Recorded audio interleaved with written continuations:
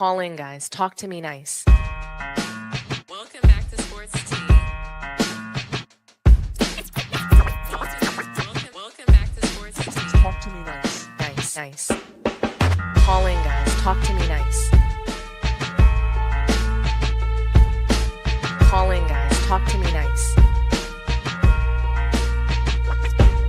Talk to me nice. Hi, everyone. Welcome back to Sports Tea. Oh my gosh, it's our 1 year anniversary. So happy anniversary to all of the members. And I just want to thank everyone who has been riding with me since day one. It's been a really, really amazing year. So we've hit some really great milestones and it's just an amazing time. So salute to Mel from Man Down Sports. I see you, Spurs and Leaf Diggy, AC24, and Mel from Man Down. Oh my gosh, I'm so glad that you're here in the audience because I wouldn't be here without you guys. Just so you know, Mel really inspired me to start my own channel and he pretty much taught me most of what I know. So, salute to Mel from Man Down. And, we're all here in this community to just keep telling the truth and to have fun while we do it and hopefully look a little cute, right? That doesn't hurt. So thank you so much, Mel, for all of your support, your mentorship. It's meant so much to me in this last year. And thank you to everybody who is watching and joining the stream tonight. As you guys join into the stream, like the video for me, share the video. Let's continue to blow up the network and subscribe to the channel if you haven't done so already. So I just want to say, happy Thursday. It's the last day of the month. It's been just like an incredible NBA offseason. Also, there's just a lot of really great things happening in the sports world. WNBA is firing on all cylinders. And it's just like we're coming into this room every night and we're talking about the NBA because the offseason has been drama filled. There's been so much to talk about. There's been a lot of different rumors. Who's going where? LeBron's going here. Will Luka resign with the Lakers? Malik Beasley's betting scandal. I mean, Gilbert Arenas. And salute to Gil. He's out. He's streaming again. I hope everything works out there. But our first topic of the night is Luka Dončić, and I don't know if you guys have seen him, but he's slimmed down. Some people are calling him Ozempic Luka, which I think is just hilarious. I don't know how he got skinny so quickly, but whether it was Ozempic, whatever you want to call it, if he got in the lab and worked out and did it the natural way, good for him. Either way, he's slimmer. And I just think it's rich that he's slimming down now in the offseason. The Lakers are retooling the team all around him. And it's just a shame that he couldn't do this for the team, that he really wanted to play for, which was the Mavericks. And he had to be traded to have this sort of slim down. It's like his revenge body against Nico and the Mavericks. And, hopefully he's on a mission to help the Lakers win another title. But he did an interview with Men's Health magazine, and obviously his slim down couldn't come without a good old Men's Health magazine feature, along with, his impending extension coming up, all these things, right? So he is in Men's Health, and it's funny because I didn't really care too much to read about the article. I was just kind of looking at the pictures. I'm seeing him and I'm like, wow, he does look a lot better. He looks more fit. And I'm wondering, how is that going to, impact his speed on the court and his defense? Are we going to see Luka playing better defense? I'm going to say no. I'm still going to say no. When you've never defended and never been told to defend, I think it's going to be harder. And yes, he can move faster, but that's not going to make him an elite defender. I'm just hoping what I can see from Luka in this upcoming season is that he can actually run and jump and maybe even dunk the ball. That would be nice. So I do want to get into this article that I think it was, where did I see it? Was it Yahoo Sports? I want to pull this up for you guys because, yeah, I mean, so basically, Luka is saying that he wants to be like Michael Jordan and Kobe Bryant, and he wants to follow their training regimen. And I mean, LeBron James, he has the longevity of playing 20 plus years in the league at a quote unquote high level, right? So why doesn't Luka want to emulate LeBron and his workouts and how he's been able to take care of his body? Isn't that really interesting? So, I want to read the exact comments that he had, and I want to share this with you guys. I want us to react together. Let me see if you can see this on your screen. It looks like you can. I mean, Luka is just so Luka Doncic wants to follow Michael Jordan and Kobe Bryant's training regimen. They sacrificed a lot. And I found so this story is by fadeawayworld.net. That's where Yahoo found it. They take a lot of stuff from them. And it goes on to share that Luka Doncic wants to follow Michael Jordan and Kobe Bryant's training regimen. They sacrificed a lot. Luka Doncic is on track for a revenge season, one that will be defined by proving several critics wrong. Having taken the onus of working on his conditioning, the Los Angeles Lakers superstar has committed himself to the grind. In a recent interview, he also revealed what was driving him to do so. While speaking with Men's Health magazine's Andrew Heffernan and Ebenezer Samuel, he claimed he drew inspiration from Kobe Bryant and Michael Jordan. He says, Michael Jordan and Kobe, they really did a lot in their careers. They sacrificed a lot. MJ and Kobe, they really did a lot in their careers. They sacrificed a lot. Both Jordan and Bryant had a single-minded obsession with perfection in everything they did. Their mentality and approach towards the offseason was a systematic effort in gaining an edge, bringing them one step closer to dominating their opponent on the court. Their drive allowed them to soar to great heights, but to do so, they had to be dedicated to their offseason preparation. The Lakers guard has evidently taken a page from their book, as the results of his offseason conditioning speak for themselves. Donćić mentioned that he hopes to be dominant for a long time to come as he stands on the verge of his physical prime. When speaking about his goals, he said, obviously, be the best that I can be. Take care of myself. This year with my team, I think we did a huge step. But this is just the start, I need to keep going, can't stop.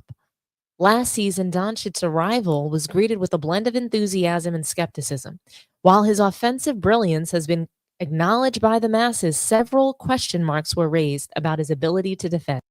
Mavericks GM Nico Harrison cited Doncic's poor conditioning as a key reason behind the shocking decision to move on from their franchise cornerstone. Several used this as a basis for his poor defensive performances.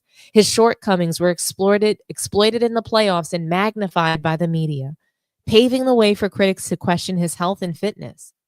After an early playoff exit marked the end of the season for the Purple and Gold, the media didn't hold back in criticizing the guard for being a liability.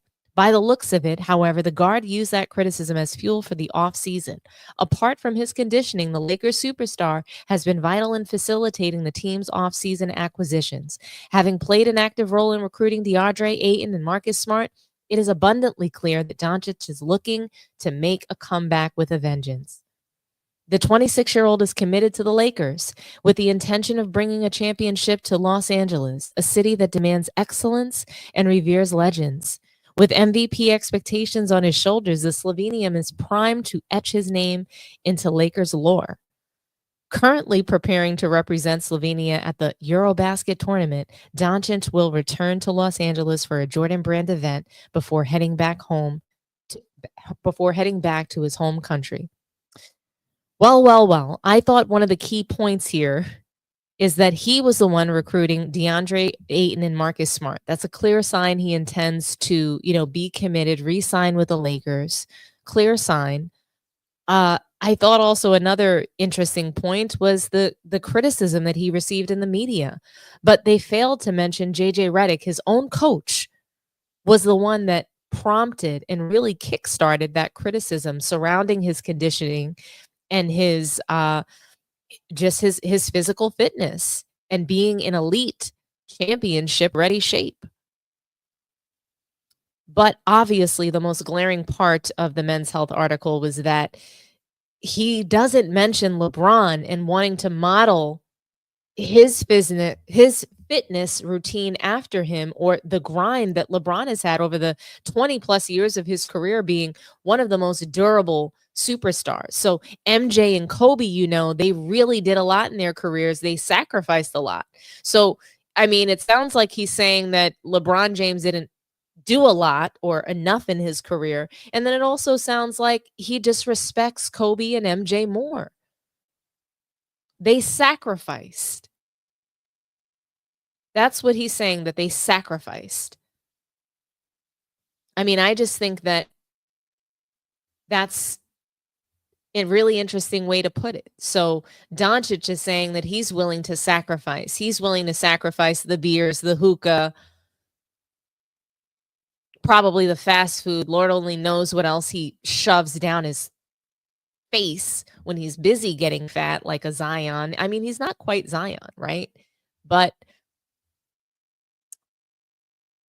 the biggest thing, and I think one of the most important things, is the staying in shape. So I think that you can turn your body around in an off season for sure, but when you've got to travel to games and you've got to stay in shape, right? So he's got to stay in shape, and he's got to show and prove that he can really work this new body and maximize it. I think the Lakers are going to be looking to see that. But really and truly, I don't actually expect him to improve his defense. I don't. But I'm curious to know why didn't Luka Dončić mention LeBron when he's talking about getting physically fit? Apparently LeBron is the greatest of all time at working out. I'll give him that.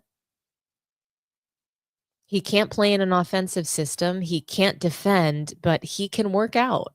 We see him working out all kinds of hours of the night. He had that system. I thought it was really cool. I tried it at someone's house. It was called Tonal. And they have it like on their wall. It was like a cute little home setup, especially during COVID. But he's good at working out, right? So I'm just surprised and shocked that Luka wouldn't want LeBron's fitness routine. Is it because he knows that LeBron is going to the Lebalco lab? Is it because that, like, he's jumping into some hyperbolic chamber filled with Balco? Like, I don't know. But to me, it's glaring that he didn't even mention LeBron, his work ethic, and what he's done in his career, 20 plus years. So it seems like even around the league, or his own teammate who is poised to, quote unquote, become legendary in Lakers lore, right? Isn't that what the article said? So it's just kind of like, you don't want LeBron's routine. You don't really respect the longevity either, clearly. And how can you respect the longevity when LeBron James has been ducking the smoke, sitting out games, cherry picking games that he wants to play in, that he can score, max points in, triple doubles, you name it, anything that decorates the resume and pads the stats, right? So I just thought that the Men's Health magazine interview was interesting. I really did. I thought it was an interesting article. I thought, in the mainstream media, they picked it up right away that Luka kind of just snubbed LeBron. He snubs LeBron James, and pretty much lifts Kobe's legacy, LeBron's legacy. What that tells me is that he's no fool. He sees that LeBron James tried to use him on Mind the Game to spread false narratives.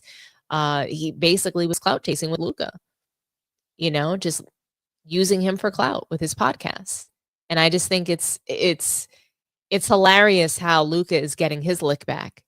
He's, in Men's Health magazine. Bronny was in this magazine about a year ago, right? Heading into last year's season. So I just think it's a little rich that he kind of, and it wasn't a jab. It wasn't a subliminal. It wasn't a jab. But to not mention your teammate who's known for longevity, who's known for being the greatest guy to be working out, to be durable, physically fit, still being able to play at this level, quote unquote, at 40 years old. So it is surprising, and it makes you wonder, why didn't Luka mention LeBron? Why? Why only MJ and Kobe? I mean, they're both Nike athletes. I know that Luka is a Jordan brand athlete, but they both are, they're sitting on the parent company that is Nike. So it's not like mentioning him is like kind of like mentioning the competition or something like that. There's no real reason that I can think of besides that Luka doesn't really he's not really into LeBron James and his behavior, the offseason antics. Like, at least just be professional. He's done so many awful things in this offseason that we're going to get into. But I just think that he's losing respect for LeBron James, even coming out of the season and the way they got bounced out of the first round. The La Media blaming him, JJ Redick blaming him in that exit conference. It was disgusting.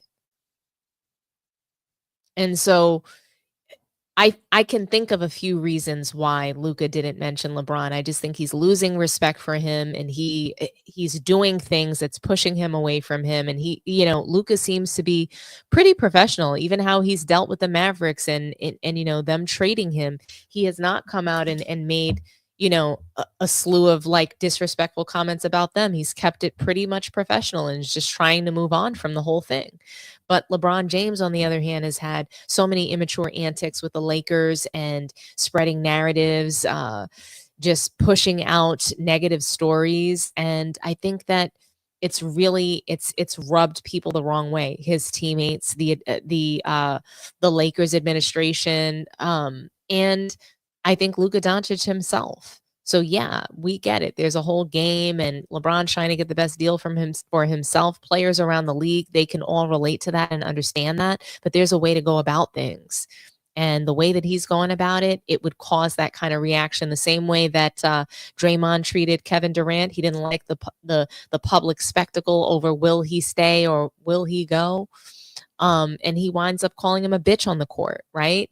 So I just think that LeBron James, the way he's handling it, he's going to get this passive aggressive silent treatment from Luka, the Lakers. This kind of iciness is not going anywhere. So I think we have to buckle up for what could be the start of a very tumultuous season for the Lakers. But I mean, it's sort of it does beg the question, like when you think of JJ Redick coming out postseason at the exit conference, blaming Luka Dončić for his lack of, championship readiness.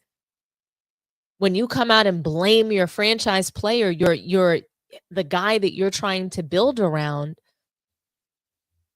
it can set the stage for some layers, right? Some layers to this that is going to get, I think, tricky as we approach the season. Is LeBron James going to suit up with the Lakers? I think that he will. And, what kind of antics is he going to pull? Because I'm sure he's got loads of things up his sleeve. I mean, JJ Redick, and let's get into it, guys. I mean, JJ Redick is coming out, no mention of Luka and like what he truly plans to do. Instead, he's talking about Bronny James, and Bronny James basically playing a TJ McConnell type role this season. And I gotta say, like, I don't think much of TJ McConnell at all. And I get it. They were in the finals. He was Halliburton's backup guard. He came out there with energy and heart and will. But to me, he was Prince to Pumpkin, and that's the only thing that's similar about him and Bronny is that, when the light was shining the brightest, McConnell was turning the ball over. They weren't guarding him, so he looked like this, incredible all-star out there. I'm not saying he's as bad of a player as Bronny, because I think it's disrespectful for JJ Redick to even put him with McConnell. I mean, every year it's something different. Oh, he was a poor man's Davion Mitchell. Oh, he was Drew Holiday. He's not any of those guys. So now he's a bench player, TJ McConnell, coming off the bench with heart, will, and energy. That's really going to be good enough to play for the Lakers. Just having that heart, will, and energy. I mean, come on, guys. And LeBron and Rich Paul, they're coming out with statements saying that they want to win a title. That doesn't make any sense. That can't possibly make any sense. You can't be serious. JJ Redick, to me, he's trying to almost sabotage Luka's extension. He was trying to do that when he came out in the exit conference saying, hey, we had some people in shape and we had some others that weren't in shape, which set off a media storm when they were lighting into his ass. Fat Luka, that was a story everywhere why they were knocked out in the first round, that they would not win a title because of him, not because of LeBron and him being 40, not because of LeBron's rampant turnovers, not because LeBron did not score a point in multiple fourth quarter games, not any of that, but Luka and his lack of physical fitness and championship readiness. When, mind you, he was in the finals the year before, not LeBron, but he was in the finals. So it's really interesting that JJ Redick starts the smear campaign with, the Fat Luka campaign, basically, essentially, once they got bumped out of the first round. It wasn't his poor substitution patterns and not trusting the bench, not having any rotation, not having a true game plan, in all honesty. None of that, but it was Luka's lack of championship readiness that caused them to get bumped out of the first round. Not the Western Conference Finals where Luka had been prior, not the finals where he had been the prior year, but the first round. It was Luka's fault that they were bumped out of the first round. So I don't think that Luka Dončić took very kindly to those comments and remarks. I really don't. But the idea, and I'm going to put this article up for you because I saw this as well on the Basketball Network. And I really enjoy the Basketball Network. They are a pretty cool site. I find some pretty interesting news there. But man, oh man. Bronny James.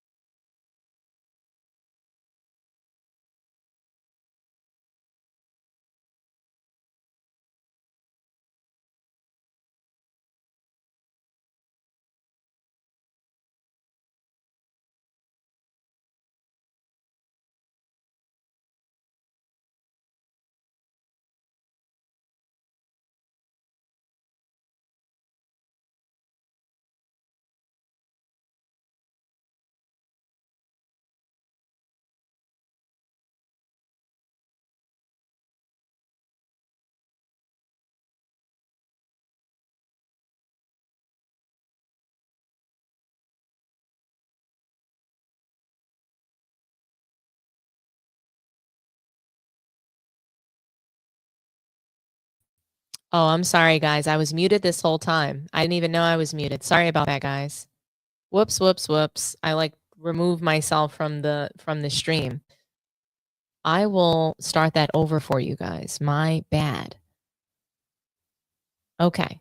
So the Basketball Network, they are reporting JJ Redick's comments on Bronny James, okay? They are now trying to elevate Bronny James, and it's ridiculous to me that they would want for Bronny to be elevated when Luka Doncic is coming up on a contract extension. I don't understand it. It's ridiculous.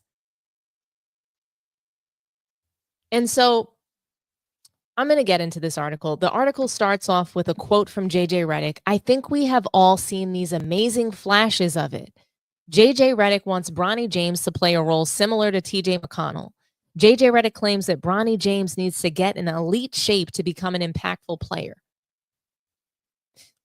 Los Angeles Lakers guard Bronny James enters his second NBA season with a lot of questions. James played sparingly during his rookie season while getting some time in the G League. With the Lakers adding former Defensive Player of the Year winner Marcus Smart to their guard rotation, Bronny could find it harder to break into JJ Redick's regular rotation and get more minutes next year. Oh, you think? Bronny James is going to continue wearing this NBA costume. It doesn't matter how many people they bring in that are more qualified. Like, really, you're going to have Bronny James taking minutes from Marcus Smart to masquerade as TJ McConnell? Despite that, Redick is still confident that LeBron's son will become a decent NBA player. But for him to do that, the Lakers head coach said he has to play a role similar to what TJ McConnell does for the Indiana Pacers or Davion Mitchell for the Miami Heat.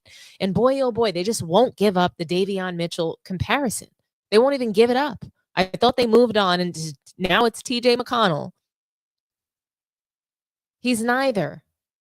It's even disrespectful to McConnell to get compared to Bronny. He was in the finals, and they trusted him enough to put him in the game and play him, upwards of in the 20s of minutes in the finals. That's not going to be Bronny's story, and the Lakers won't be in the finals. On every single possession they're in the game, whether that's offensively or defensively, they're able to impact it with how hard they play, Redick said to ESPN. With the defensive pickup points, the disruption being able to get downhill, I think we have all seen these amazing flashes of it from Bronny. And to get to that next level for him, it's cardio fitness. Cardiac arrest still in Bronny's head, the article continues. At 6'2", Bronny is too small to be a two-guard in the league, but at the same time, he also does not have the elite playmaking skills to be a point guard. However, he's displayed a lot of athleticism and the ability to be a defensive disruptor. Redick said what was holding Bronny back was his medical history. He suffered a cardiac arrest in 2023 and entered the NBA draft 1 year later. Although he was given the medical clearance to play again, the thought of that near-fatal incident always lingered. But Redick says that is now a thing of the past, and if Bronny overcomes that barrier, he's going to be good. He's cleared, Redick said. I get that there's a history there of a really scary thing that he had to live through, and I think it's tough to push past certain points for him, but he's going to get there. He's going to get there, added Redick. Bronny has to get in elite shape. That's the answer. Not that he's just wearing an NBA costume, but it's elite shape. James must be in the best shape possible to do what McConnell and Mitchell are doing for their respective teams. Imagine running the whole game and trying to move like the Energizer Bunny. A player needs a different level of conditioning to implement that for 82 regular season games. The biggest thing for Bronny is he's got to get into elite shape. That's the barrier of entry for him right now. And if he does that, I think he's got a chance to be a really fantastic player in the NBA. In 4 games played in the recent 2025 NBA Las Vegas Summer League, Bronny posted averages of 14.3 points, 2.8 rebounds, and 3.8 assists per game, with shooting splits of .476 to .300 to .780. For sure, there's a lot to improve on his shooting percentages, but compared to what he did last year, James did a lot better in his second summer league stint. Whether that translates to the regular season remains to be seen. All right, guys. I mean, Bronny.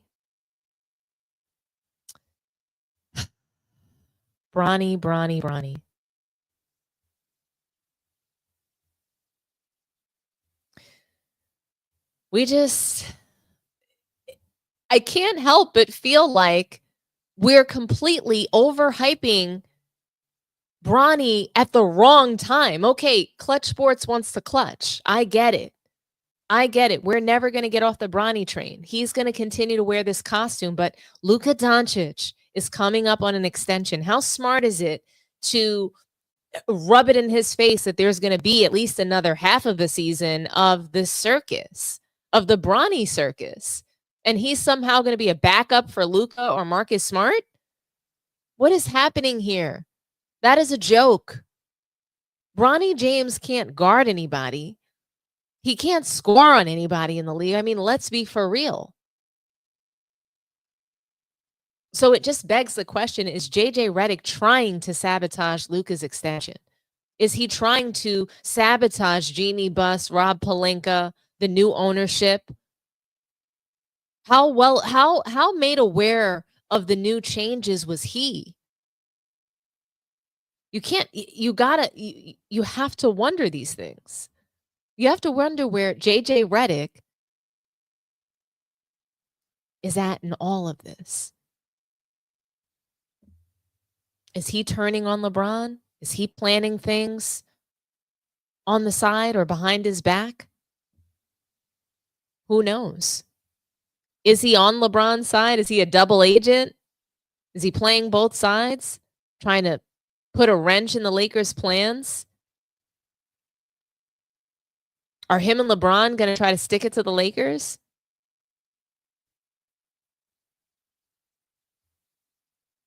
Is Luka Dončić really going to feel good and comfortable as JJ Redick as his coach after what he did postseason, after that first round exit? Took basically zero accountability and blamed Luka Dončić for that loss.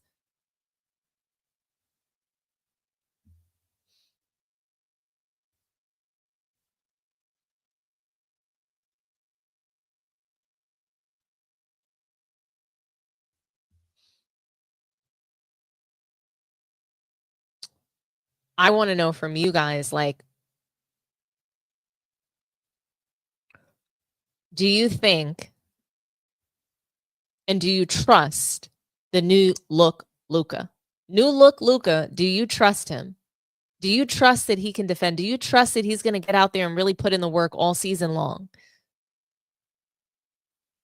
I have sound from Stephen A. I've got sound from Skip Bayless, and I thought that it was really interesting, both of them commenting on this. Stephen A. was a little bit more conservative in his approach. Here's what he had to say. Superstar Luka Dončić showing off his slimmer physique in the newest issue of Men's Health. Everyone seems to be dropping weight these days. Yeah. Stephen A., how should Lakers fans be feeling about seeing Luka like this? In shape Luka. They should feel very excited because this superstar basketball player, who's now in one of the most storied franchises in sports annals, isn't satisfied. He's been called out. He knows he's been called out, and he's responded to the challenge to let everybody know that he's going to come back and he's going to be ready. So it's going to show once he steps on the basketball court. We're not worried about what he brings offensively. What you're thinking about is his movement without the basketball offensively, because he'd be in shape and he'd be willing to run more. And number two, he'd obviously be willing, you hope, to play better defense and not be a defensive liability where he's being blown by all the damn time. So him taking this challenge on is a really, really big deal, and it's very, very good news for the Los Angeles Lakers and Lakers Nation. No doubt about it. Yeah, sign me up for the LA Luka diet. I'm all about it. I need to lose a few pounds anyway. But Stephen A., it's clear that being summarily dismissed in Dallas has led to Luka being more motivated when it comes to taking his off-season strength and conditioning seriously. And beyond all of the things that you outlined in terms of on-the-court performance, my hope is that it leads to Luka Dončić being healthier throughout the regular season and being ready once the postseason comes around to be the best version of himself. That's what it's all about to me. The best ability is availability, like Hermet was used to say. And Luka, throughout the course of his career, has had a lot of those soft tissue injuries that have been nagging, that have limited what you've gotten from him in the regular season. I hope that's no longer the case moving forward in LA because of how he's taking his offseason strength and conditioning. Mike T just wanted to add one thing here quickly, guys. Yeah, there's a very scientific way to describe this diet. It's called extension eligibility. Exactly. Oh, man, I love that. This is also, I have to show you guys my favorite Luka moment when he was on the Mavericks and he was just punking Devin Booker right on the floor, him and Chris Paul. I love his face here. I love it. It's hilarious, isn't it, guys? But it's just, again, like, I can't help but wonder why he didn't want help from the minus 58 and minus 70 greatest father-son duo. I thought LeBron knows how to work out. Why isn't Bronny already in elite shape? I don't understand.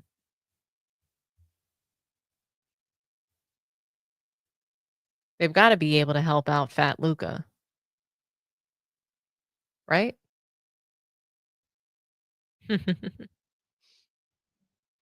But yeah, I mean, JJ, he had no adjustments, nothing. And this is what, he blamed it all on Luka. That's what he did, guys. He blamed it all on Luka Dončić. And Skip Bayless had quite a bit to say about Luka's transformation. He is not convinced. So Stephen A thinks that it's great. Skip Bayless is absolutely not convinced.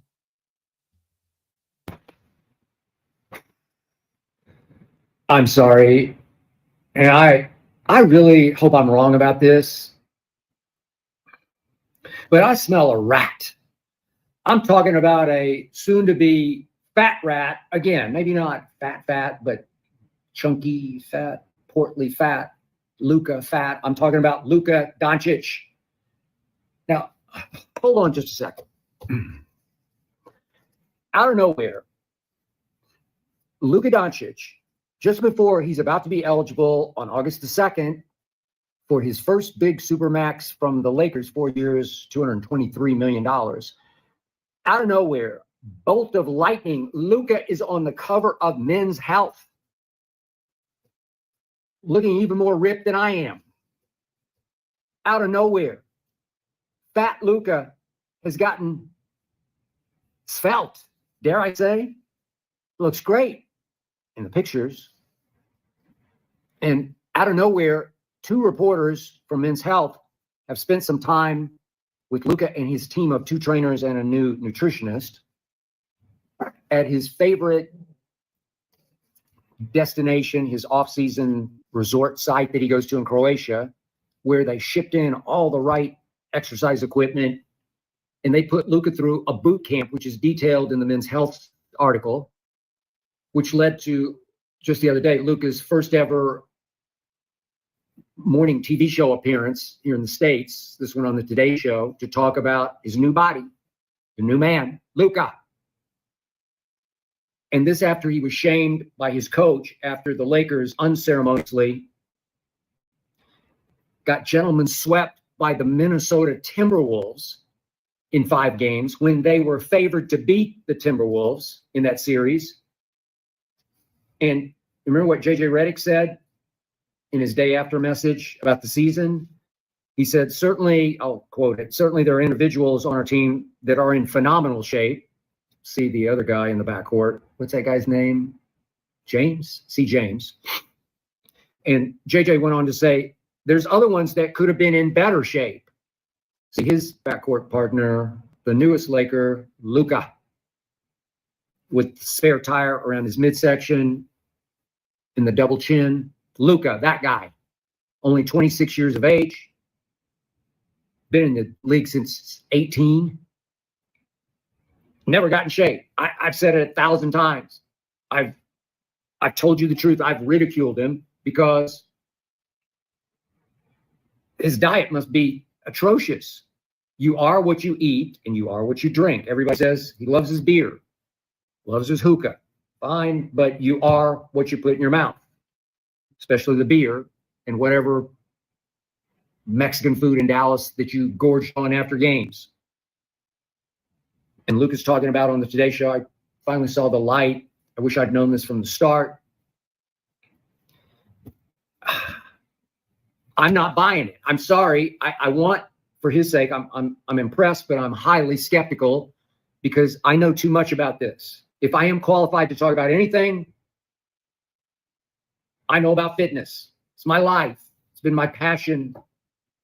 It's been my existence for, what am I, 50 years. It's all I ever do because I am addicted to it, but I love it. I jump out of bed in the morning because I'm going to do my cardio. I'm going to run on the treadmill. I'm going to do my stationary bike. I'm going to run outside. I'm going to hit the weights. I never miss. Monday, Wednesday, Friday. You can ask my wife, Ernestine. I will not miss the weights. I hit them hard because I love them. And I'm vain, and I do like the way I look. And Luka now likes the way he looks.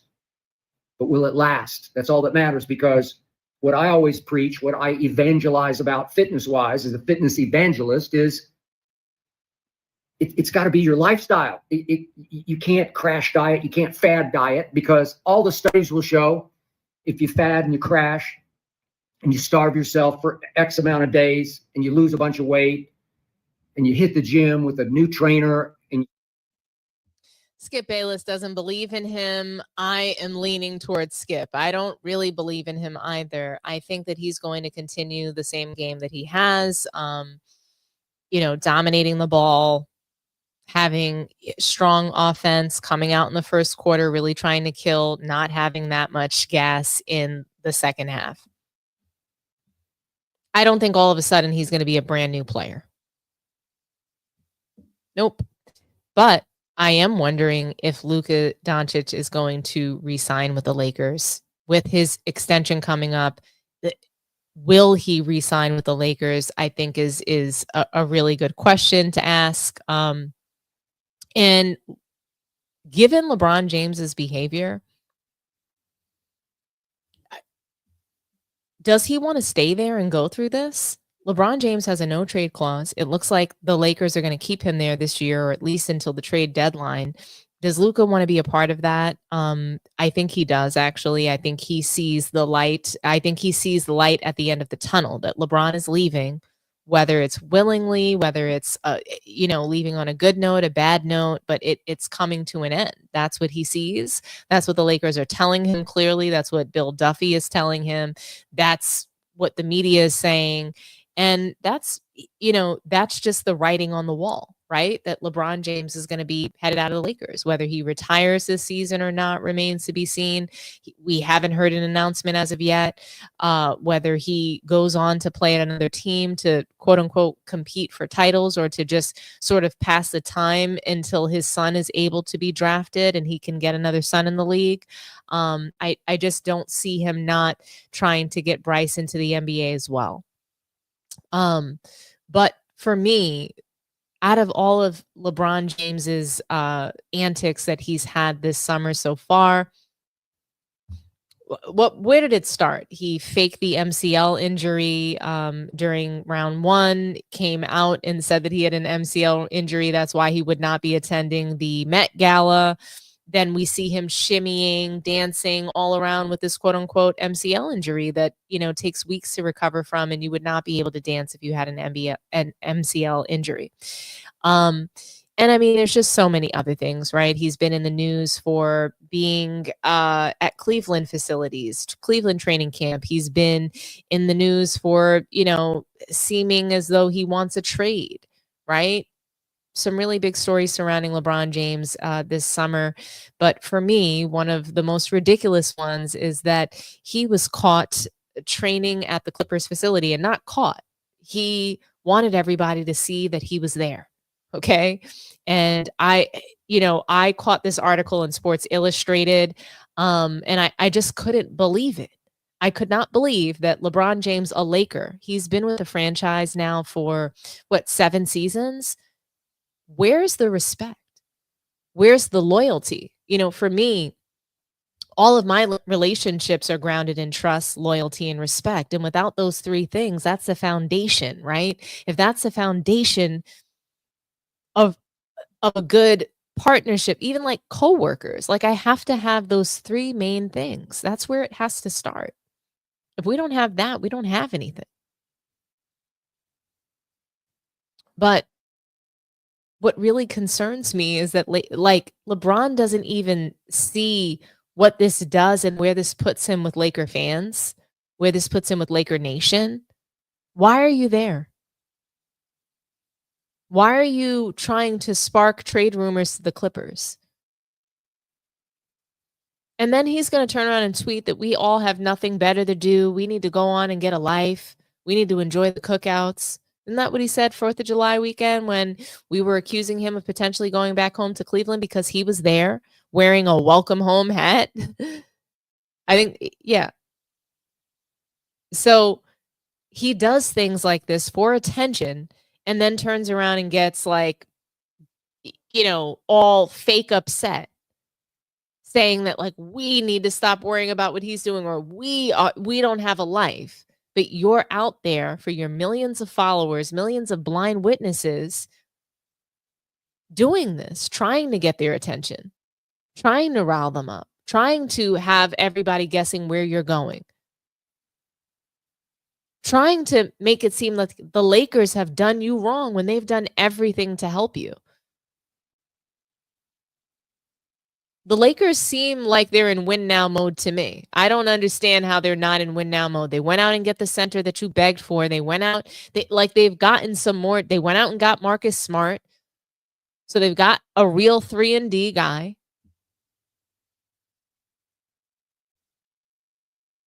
What's the problem, LeBron? Why do you want to leave the Lakers? Because you can't run the team. You can't tell the organization to draft a second bum son of yours. I mean, let's be for real.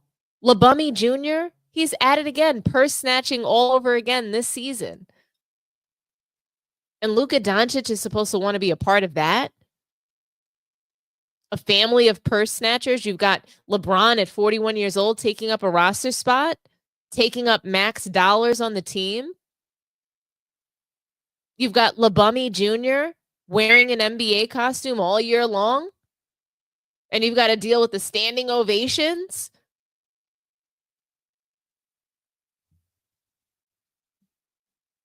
Luka Dončić is basically part of the Brondashian show. The Lakers are nothing more than keeping up with the Kardashians at this point. LeBron is Kim, of course. Bronny is Kylie, clearly. Rich Paul is Kris Jenner. Brokering, he's just out there brokering all the deals, right?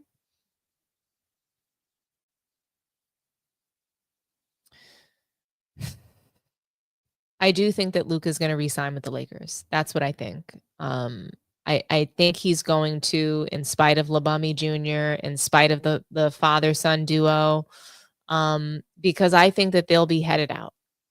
So the antics that they're pulling, going to the Lakers facility. Look at this article. So this is what I saw on Sports Illustrated. Let me share this with you guys. One moment.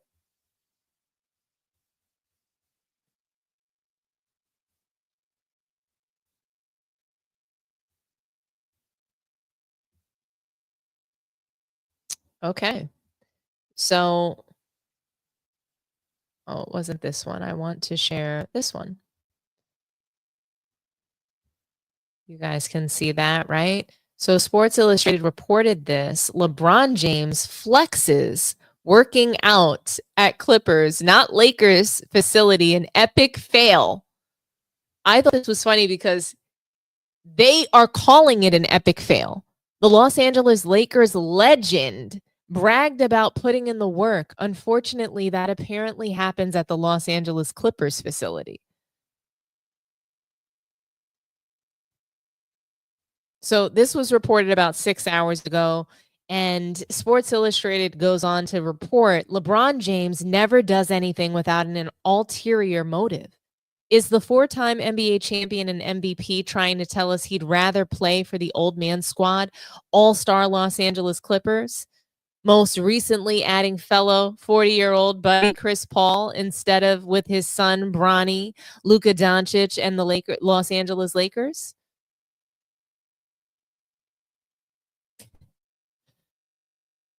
The 40-year-old NBA all-time leading scorer hilariously bragged about putting in the work at what is clearly the Clippers training facility for an Instagram post. I guess it's lightweight hilarious, guys. So James goes on to say whatever you want, but you damn sure won't be able to say I didn't put in the work. We'll see what happens when I no longer exist. Man, F this ish. Yeah, I mean, maybe we will, because we see what happened and how you treated Kobe Bryant when he no longer existed.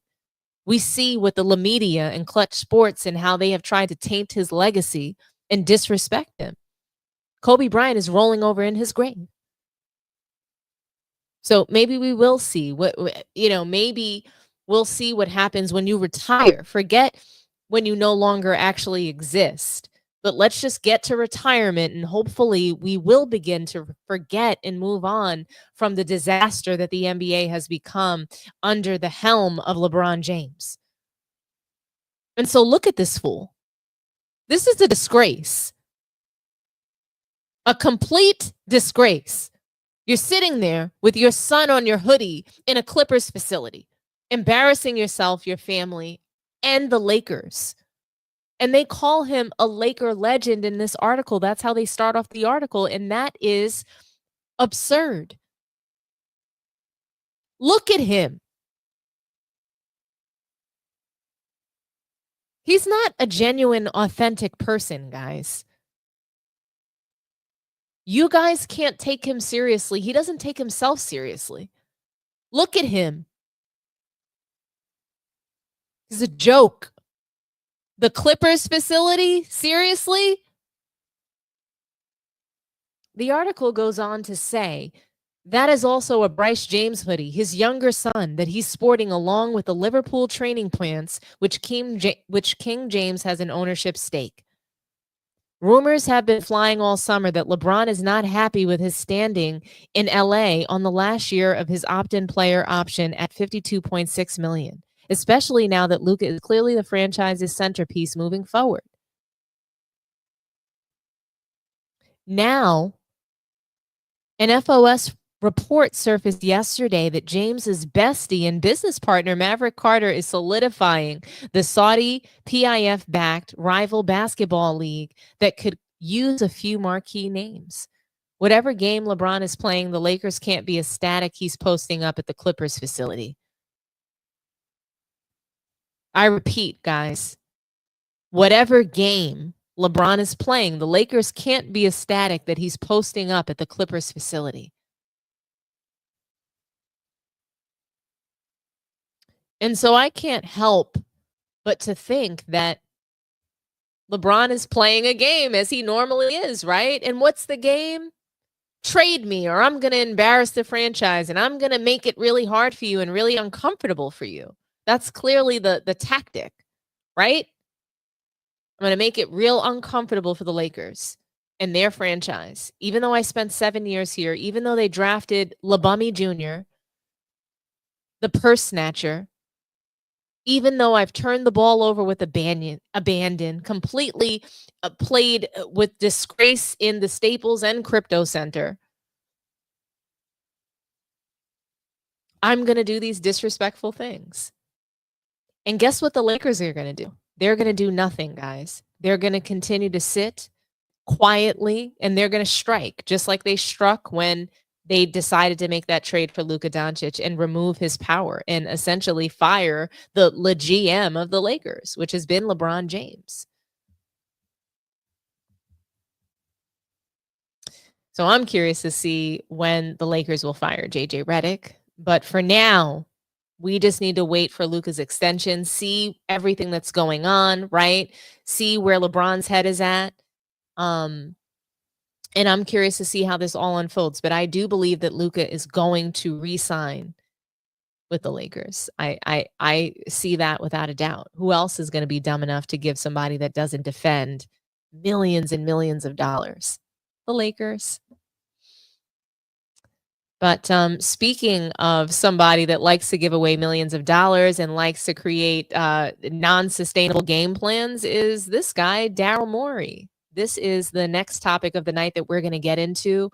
Daryl Morey has been making waves across the sports media world. He essentially came out and said that the bubble ring doesn't count. Okay, and that it's widely known and pretty much there's a sentiment among the league that it's not a genuine title. That was the quote. It's not a genuine title. And so I want to pull up the Daryl Morey article that I have here where he's essentially he does wind up walking back his comments. So he makes these really damning comments that pretty much put an indictment on that title and on that season. And he turns around and walks it back. Okay, so he gets criticized heavily for this. Okay, and I have sound from Rob Parker for you guys to hear and we'll react to. But I also have a reaction from Phil Handy. At the time, that was one of the Lakers' assistant head coaches. And here's what he had to say. I thought that these comments were valid as well. And we'll read exactly what Daryl Morey said, and we'll react and we'll get into some of the other reactions surrounding this. But here is the article for you guys to see, and I'll make sure that I blow it up big enough for you. So former Lakers coach rips into Daryl Morey over comments on 2020 championship. Though it's nearly 5 years in the past, many fans are still debating the merit of the Los Angeles Lakers 2020 championship run. The season was shortened due to the COVID-19 pandemic, and the playoffs were played without fans in a bubble at Disney World. It doesn't matter to many people that the Lakers were the #1 seed in the league and coming off back-to-back wins over the Clippers and Milwaukee Bucks before the season was postponed. It hasn't been much of a topic lately until Philadelphia 76ers president of basketball operations, Daryl Morey, decided to bring it. Daryl Morey is quoted, "Had the Rockets won the title, I absolutely would have celebrated it as legitimate, knowing the immense effort and resilience required," Morey told The Athletic. Yet, everyone I speak to around the league privately agrees that it doesn't truly hold up as a genuine championship. Perhaps the lasting legacy of the NBA bubble is that the NBA should be proud of its leadership at both the beginning and end of the pandemic, even though the champion will forever be marked by an asterisk. Morey was still with the Rockets at the time, a team the Lakers beat in the playoffs en route to their championship. Dallas Mavericks assistant head coach Phil Handy was with the Lakers at the time, and he clapped back at Morey over the comments. "They can talk all that shit they want," Handy wrote on X. "If you weren't in the bubble to win it, they may want to keep quiet about it. Every team came into the bubble to compete and win. If Houston would have beat us and won it, I'm sure they wouldn't be saying it wasn't real, LOL." Fast forward to later today, Morey walks back these comments. In Morey's defense, he didn't specifically say that the Lakers' 2020 title was fraudulent. He was more relaying the sentiment around the NBA. However, he didn't articulate that very clearly. He spoke to Clutch Point's Anthony Irwin to clarify. "I'm frustrated," Morey said. "Of course I respect that title. I defend it to people all the time. It's the thing I want the most." Though he wishes that he had worded things differently, he understands why people would be upset with him over those comments. Quoted, "I can see why you would have taken it that way, and that would have made me mad too," Morey said. "Many NBA titles could have an asterisk. It's a dangerous game for people to start saying which championships are legitimate or not. There are many titles, especially in recent years, where fans can start delegitimatizing. Even just last season, Indiana Pacers fans can argue that they would have won the championship had Tyrese Halliburton not tore his Achilles in Game 7. 2 seasons ago, the Boston Celtics faced multiple teams in the playoffs that were missing their best players for multiple games. Fans can keep going and going for why the wrong team won a championship every year. The Lakers were the best team in the NBA before the COVID-19 lockdown, so they had a very good chance of winning the title regardless." Well, guys, I can say that I didn't think that the NBA bubble title was the hardest or the most respectable, but I didn't think that it wasn't genuine. I didn't think that it doesn't count. So I'm of the opinion that the bubble title was one of the most worthless titles just because people didn't want to be there. There were no fans. There were no distractions. They actually had loads of amenities during the bubble title, even though LeBron famously came out and complained on Mind the Game that he didn't have a certain produce that he normally likes. But really and truly, I think that Daryl Morey, he threw the rock and hit his hand. He said that privately, the sentiment is that it's not a genuine title. So if you defend it all the time, then why didn't you say it? You said it, that it wasn't a genuine title, and that is the private sentiment amongst other GMs in the league. And so I'd love to ask the questions, why do GMs privately discredit the bubble title? Why is it a private discussion? Why isn't it just known, hey, we don't think that that was the greatest title ever won? That's something that LeBron James has come out and said. We don't agree with that. We don't consider this to be real at all. Let's just come out and say it. Doesn't have to be private. But here's what Rob Parker had to say in response to Daryl Morey, and he completely went scorched earth. So let's hear him and what he had to say. That's what Daryl Morey said about the Lakers. He kind of dissed the organization and LeBron and everybody else. Did he? Rob G. So the Athletic did a 5-year update post-bubble championship in a piece that ran earlier on Wednesday. And during it, they asked these guys for a series of questions. You know, what was it like there? What do you remember? And ultimately, what is the bubble's legacy in NBA circles? Daryl Morey, former Rockets exec, now with the Sixers, had this doozy of a take. Here's what he said, quote, "Had the Rockets won the title, I absolutely would celebrate it as legitimate, knowing the immense effort and resilience required. Yet, everyone I speak to around the league privately agrees that it doesn't truly hold up as a genuine championship." Really? Is that where he's going? Because I got to tell you this. The only thing more fraudulent than that bubble chip is Daryl Morey. I mean, talk about a fraud. Talk about all of the players he's moved and all the analytics and how smart he was and all this. He has nothing to show for it. How in the world could you even put that out of your mouth and say that when you haven't won jack? Sure, you can say it ain't the greatest championship, but it's a championship. We're counting it. I don't know about you. We're counting it. When you look at the NBA record books and you look in the stats and you look at the championship by year, guess what? It's in there. I hate to break it to you guys. There's nothing in any major sports with an asterisk. I know they bring that up. Oh, it's got an asterisk next to it. No, nothing has an asterisk next to it. Zero, nothing. It counts. They won, no matter what the circumstances were. The only thing worse is to hear from a loser, is a guy who hasn't won. Seriously. Keep your mouth shut. If Daryl Morey had won 3 championships in 3 different cities or whatever, talk all you want. He hadn't won jack. Why? Why would you bring this up? Why are you talking about it? And then he goes, well, if I won, I would say it was legit too. Of course you would. You know why? Because they would have handed you a trophy at the end. You would have got championship checks. You would have got championship rings. What is this? Trust the process. I say, hush the process. That's what I'm saying. Daryl Morey, hush. First of all, the one thing I just said was, and you just mentioned a hypocritical. He already said, oh, if I would have won, I would have counted that. But my thing is, dude, this is coming from a guy who trusted his system to James Harden, who was a known, proven person that does not elevate his game in the postseason, right? This is Daryl Morey, who had a chance to go to the finals with those 2017 Rockets. Hopefully, in their mind, could beat the Warriors. They don't. You know why, Rob? Because the process of shooting nothing but threes, 0 for 27, is what cost him that. This is the same guy that goes to another organization with the 76ers and brings James Harden and hitches wagon to Harden, who has not performed in the playoffs or in crunch time when it actually matters. This is the same guy that has proven to draft Ben Simmons doesn't work out, Markelle Fultz doesn't work out. Everywhere, all the systems and guys and processes hasn't counted for anything yet. So Daryl Morey is good if you want to start something and maybe win 50 games. I'll give you that.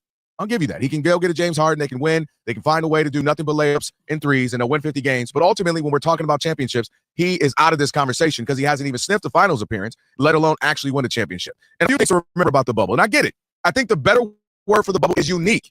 It was the most unique situation. I have no problem. If people don't want to, put it up there on a pedestal or bow down to it, I don't have an issue with that. But to berate it or make fun of it when you haven't won anything, that's my issue, is that of all people to have a problem with it. Phil Jackson can say that. My thing about it, that's why I use the term unique. Some people, like LeBron said, it's the hardest one ever. I don't necessarily agree with that, but I do believe it was the most mentally challenging. I want to read a couple of things that folks were saying when if we recall the bubble. This wasn't just the Lakers. This wasn't just LeBron. You got Paul George. I underestimated the mental health. Honestly, I had anxiety, a little bit depression from being locked in there. I just wasn't here. I was checked out. You go to Jaylen Brown. Being here in the bubble, I guess people might not speak on it, but it is a challenge for a lot of guys. It's like you're at work all the time. And he goes on to say how being isolated from the rest of society. You know, Giannis not being able to see your family, being there for 3 months, playing games with no fans. It's going mental. So my point is, even you got other guys as well. DeMar DeRozan talked about it. Yeah, but they don't talk about how much they got, how much rest and you know what I mean, and less distractions and whatever, and you could really focus in on it. And it was a trying time. I get all the other stuff that comes with it as well. I think I think that really helped the Lakers with the 2 players that they had. Oh, to get into the pause to that. I do think that it was unfortunate that it wasn't a championship winning GM that made these comments. So I think that it hits different when you were the loser. You were the loser that year. So if they won, you know, he even said like he would be really proud of the title if he won, etc. So it's just like you just want to come out and say something bad about LeBron James when you get a moment to. Alex Caruso also came out after they won the title with OKC this past season. He's like, I finally have a real title. So people are saying this. Players are saying it, whether it's in jest. There's always truth to it. Where there's smoke, there's fire. There's always a little bit of truth in jest. So we make a joke, ha ha ha, but there's a little bit of truth behind that. And so even if Alex Caruso appreciates his time with LeBron and playing with the Lakers, the title that he won with OKC means more to him. It feels more special. There was just so much more like consistency and teamwork. They're all playing together and for one another. And I think that was one of the clearer differences. But yeah, I mean, I think that there are other titles that are more significant. I think that there are other title runs that are more impressive. So the bubble run is just not impressive. And I think that is okay to say. To say it doesn't count, I think that we would be remiss. I think that we would be irresponsible to say it doesn't count. They competed and they won. LeBron James, he's always been able to exploit some of the things happening in the league when it's happening. If you take a look, all of his titles have an asterisk. It was a lockout year the first year he won. Ray Allen saved him the next time. Then it was what was it?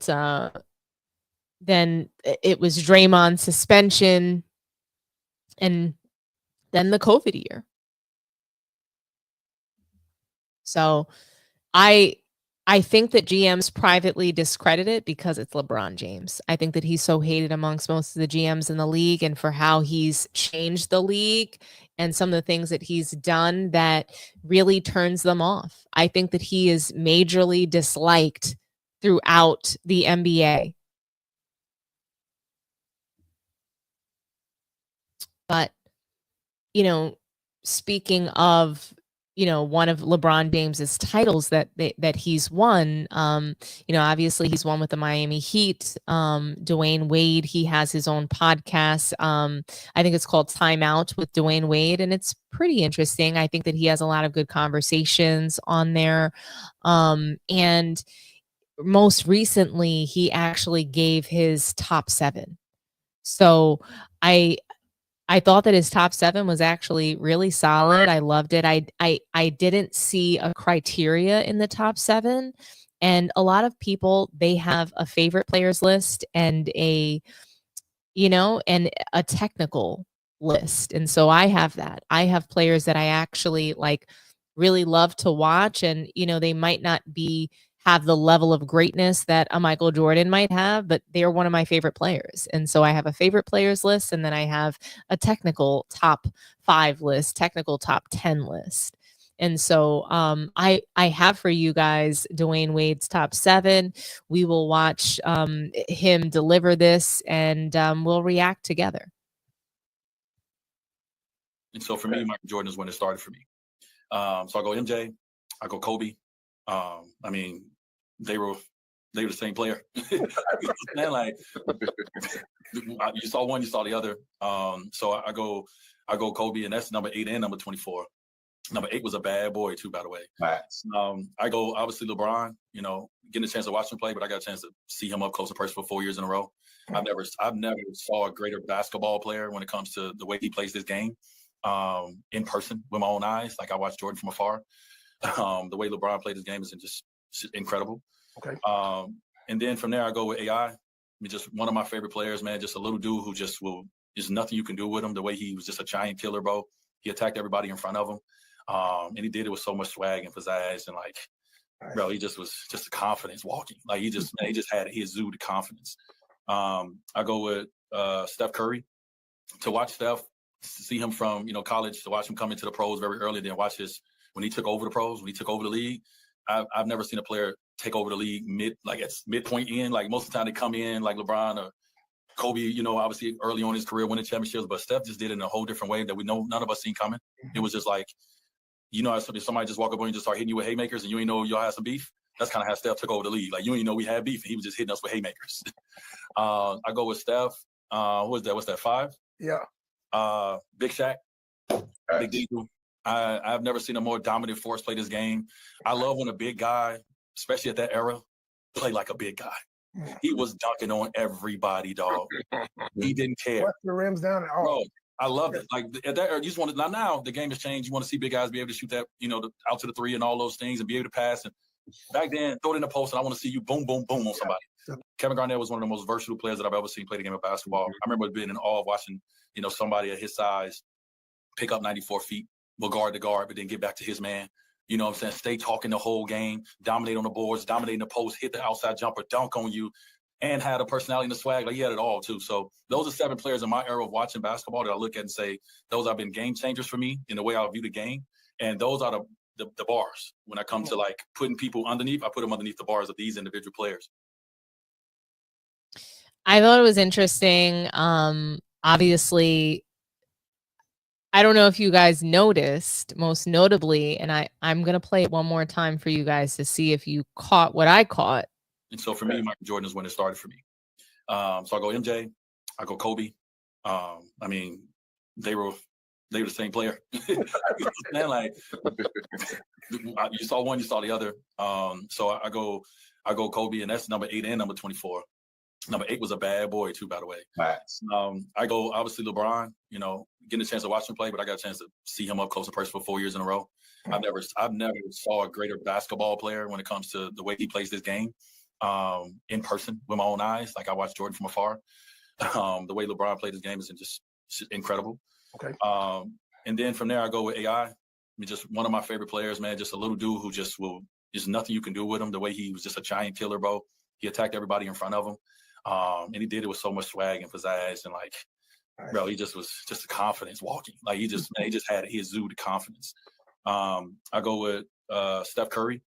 To watch Steph, see him from college, to watch him come into the pros very early, then watch when he took over the pros, when he took over the league. I've never seen a player take over the league midpoint in. Like most of the time they come in like LeBron or Kobe, obviously early on in his career winning championships, but Steph just did it in a whole different way that we know none of us seen coming. It was just like, if somebody just walk up on you and just start hitting you with haymakers and you ain't know y'all had some beef. That's kind of how Steph took over the league. Like you ain't know we had beef and he was just hitting us with haymakers. I go with Steph. Who is that? What's that, 5? Yeah. Big Shaq. Big Diesel. I've never seen a more dominant force play this game. I love when a big guy, especially at that era, play like a big guy. He was dunking on everybody, dog. He didn't care. What's the rims down and all? Bro, I love it. Like at that era, you just want to. Now the game has changed. You want to see big guys be able to shoot that, out to the 3 and all those things, and be able to pass. And back then, throw it in the post, and I want to see you boom, boom, boom on somebody. Kevin Garnett was one of the most versatile players that I've ever seen play the game of basketball. I remember being in awe of watching, somebody at his size pick up 94 feet, will guard to guard, but then get back to his man. You know what I'm saying? Stay talking the whole game, dominate on the boards, dominate in the post, hit the outside jumper, dunk on you, and had a personality and the swag. Like he had it all too. So those are 7 players in my era of watching basketball that I look at and say, those have been game changers for me in the way I view the game. And those are the bars. When I come to like putting people underneath, I put them underneath the bars of these individual players. Kevin Garnett is one of my favorite players that I've ever seen come out of high school. He was electrifying to watch. I thought he was better than LeBron James Kobe Bryant. I really, honestly, I loved Kevin Garnett. The sneakers, the swag, the confidence, even just coming straight, into the league. His rookie season, he just had a lot of moxie. I mean, he was that guy. They didn't call him big ticket for no reason. So, love Kevin Garnett. I love that pick. But guys, the most notable thing is that Dwyane Wade has Kobe Bryant ranked ahead of LeBron James. And I don't know if Dwyane Wade has been watching Sports T, Man Down Sports, where, Man Down, I think, is one of the first channels that I noticed saying, hey, Kobe Bryant is the closest thing to Michael Jordan. So why don't people have him in the GOAT discussion, or at least ranked top 5, top 10 as a player? So that was a really great question. And then obviously I literally just criticized Dwyane Wade for not clarifying where Michael Jordan is and where Kobe Bryant is in comparison to LeBron James. So I criticized that he said Kobe Bryant is top 3, but did not say if he's number 2 or 3. We all know that he believes that Michael Jordan is the GOAT. So what I also noticed in his list is there was a bit of chronological order. It was a bit of hey, I'm going to pay respect to the forefathers have played this game. But then there seemed to be a little bit of a lapse in that. He wasn't really paying attention to order. It seemed like the order mattered when he was talking about 1, 2, and 3. And it mattered a little bit because he places Allen Iverson ahead of Steph Curry. Hey, Allen Iverson, pound for pound, is just a better player than Steph Curry, even though Steph Curry saw more title success, right? He's got more accolades. He's got what appears to be a longer career as well. Shooting percentages, insane. I mean, Steph Curry has really changed the game. I think that Dwyane Wade placing Iverson ahead of him is a tricky placement, right? Because it doesn't address the greatness that Steph Curry has had as far as his accolades and what he's been able to accomplish in his career. Allen Iverson has more of the intangible things. So when we talk about GOAT criteria and stuff like that, I know you guys have seen my GOAT criteria. And one of those things was, it was NBA impact, global impact. So I think that, Steph Curry, although I would not compare him to Allen Iverson, I don't compare anybody who played today to those guys. When you just think about NBA impact, Steph Curry has changed the style of the game for sure. And then you take a look at global impact. I mean, I would say that Allen Iverson had more of a global impact than Steph Curry did, as far as being a household name and brand deals and driving a culture in the sport.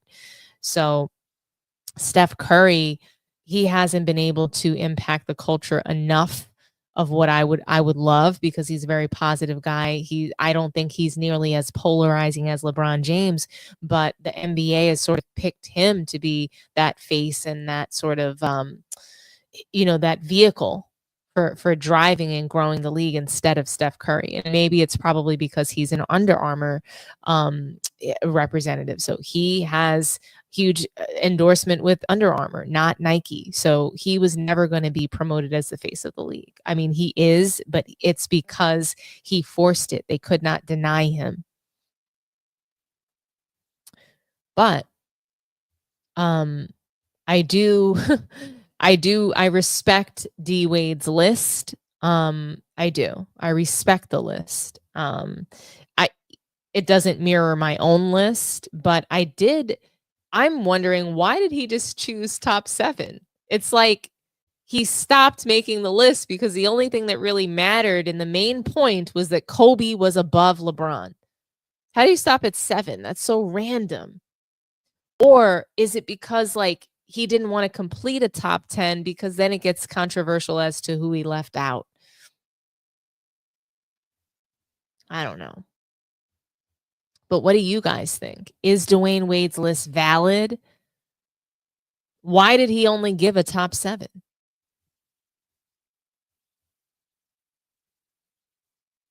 And I want to read some super chats that came through. Spurs and salute to you for the $4.99 super chat. Asterisk, Dom, is there a difference, by the way, I'm sorry, between the 99 and 2000 championships? I think that there certainly is, Spurs and obviously you had a gentleman's sweep in the Spurs beating the Knicks. And, I am a little bit salty that you're making me talk about that. It was another failed finals run for the Knicks. But, there were some things going on in that series, right? And I'm not going to call it an asterisk.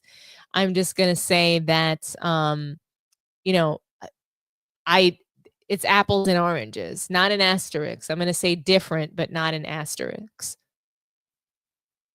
Good question, though. I think that's a fair question, a good discussion for us to have for sure. Blanco Smoke, thank you so much, and salute to you for the $9.99 super chat. I struggle placing Bron in the top 10. No one needed more to achieve less. LeBron James is not in my top 20. I literally can bring you 25 players all time that are better than LeBron James. That is, just a real thing for me, but many people will disagree, and I'm okay with that. I'm okay with people disagreeing. I don't think that he belonged in Dwyane Wade's top 7, but that was his teammate. He's got to put him there. But he doesn't have him above Kobe Bryant. I think that he needed to clarify that, make that clear. He was getting, I was torching him over the weekend because, hey, like, you just kind of went along to get along. You didn't, you didn't say what people are really looking to hear, is that LeBron James is really not in the GOAT discussion, that LeBron James is not next. He is not next to Michael Jordan. He is not.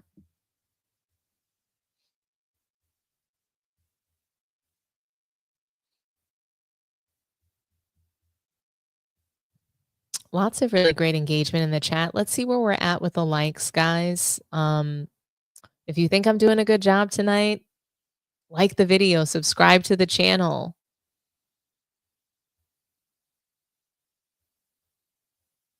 Let's see.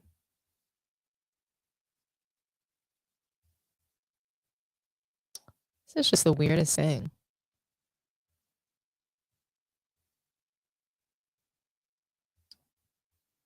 For some reason, this video didn't come up today with a thumbnail. I wonder if there's some sort of glitch in YouTube.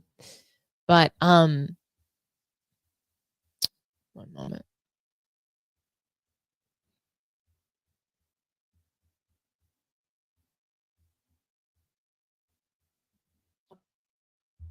All right, guys. So it looks like we've... I feel like I'm doing my job, guys. We had almost 200 people watching. We've got 104 likes. We've got 151 folks that have joined the stream tonight. So do me a favor, like the video, smash that like button for me. Like I said, guys, I've been doing my job. Okay. I've been on my job, and I need you guys to get on your job. You got me on my job. Nah, it ain't never gonna work like that over here. You know what I'm saying? I was trying not to leave this message, but you have left me no choice. You got me on my job. Nah, it ain't never gonna work like that over here. You know what I'm saying? I was trying not to leave this message, but you have left me no choice. You guys are leaving me no choice. Like the video. Okay, so obviously there's been so much chatter going on throughout the NBA. This offseason has been absolutely crazy, and even in the media, there has been so much media drama amongst analysts, and it's just been a really crazy time. And we've seen Shannon Sharpe. We have seen him ascend, right, in the media space. In the content creation world on YouTube, we saw him blow up through that Cat Williams interview. And we've seen him in the past. He was on FS1 with Skip Bayless. Years before that, he was with Fox. He was fired there. And he went to ESPN recently with Stephen A. Smith. And, that assignment seemed to be going well for him outside of like the complaints that other coworkers were making about him. So nobody wanted to work with him and Stephen A. Smith. They were coming out, making a lot of complaints about them, or not even coming out. It was like secret. So these complaints were leaking. And, it's just been kind of like one of the best kept secrets that nobody wants to work with these two. And, Shannon Sharpe, he earlier this year came under fire for with a lawsuit. There was a young lady, she wound up suing him, I think for like $50 million or something like that, or I'm not exactly sure the number, but Shannon Sharpe, he came out. He made a very passionate video on his podcast just denying this, really torching Tony Busby, saying that, he's a shakedown lawyer and he's just trying to, get money and tear down black men, which again, I thought was really interesting because Tony Busby, he's a lawyer that has taken down like huge corporations. That's like where he made, I think like that's where his bread and butter comes from, class actions. And so most notably, actually, I think like BP, maybe I think it was, but he's had some pretty big lawsuits and has recovered a lot of funds. And so anyway, Shannon Sharpe decided to take him on. He went out there really just blasting Tony Busby, his accuser, and putting a lot of information out there. And when he did that, it really shined a light and I think magnified the situation even further with ESPN.